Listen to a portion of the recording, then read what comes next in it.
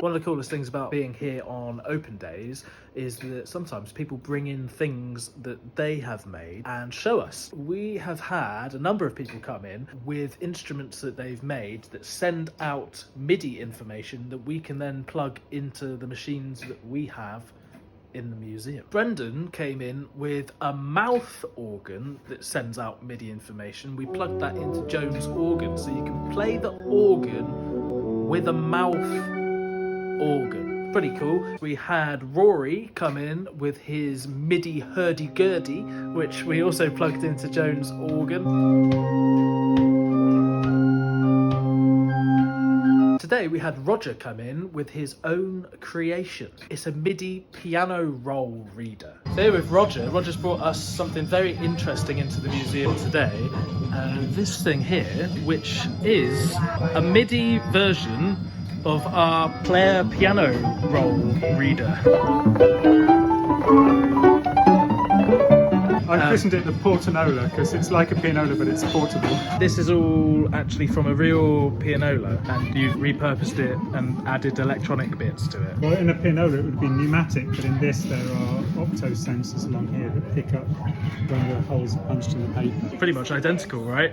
Yeah, Except this one is all connected to pneumatic pipes that go off to the keys and things, and a pneumatic motor here. But that's been replaced by an electric motor and photoelectric sensors. Do you want to show us a piano roll? Some people might not know what a piano roll actually is.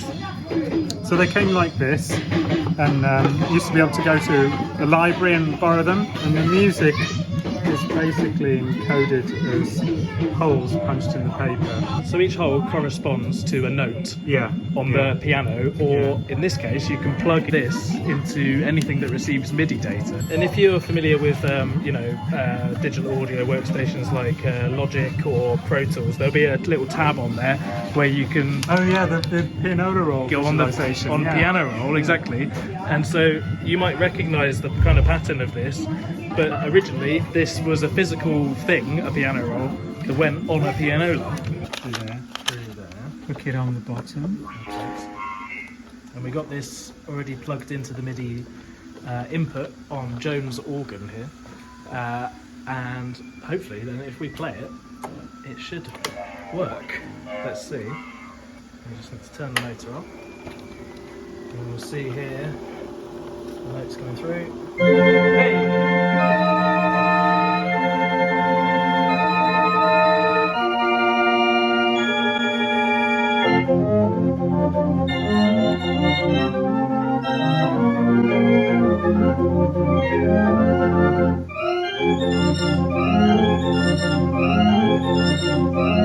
This is Dream Little Dream of Me.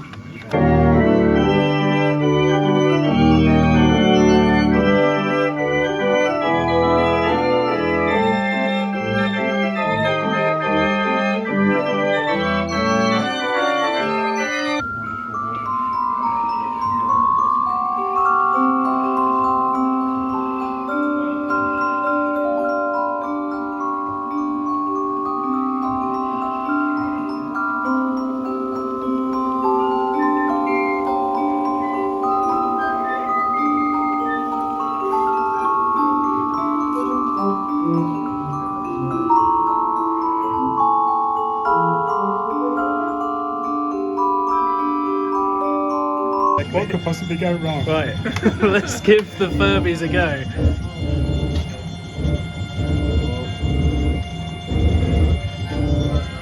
Nothing. Nah. Might be a range issue again. Oh, here we go. It's working. Somewhat.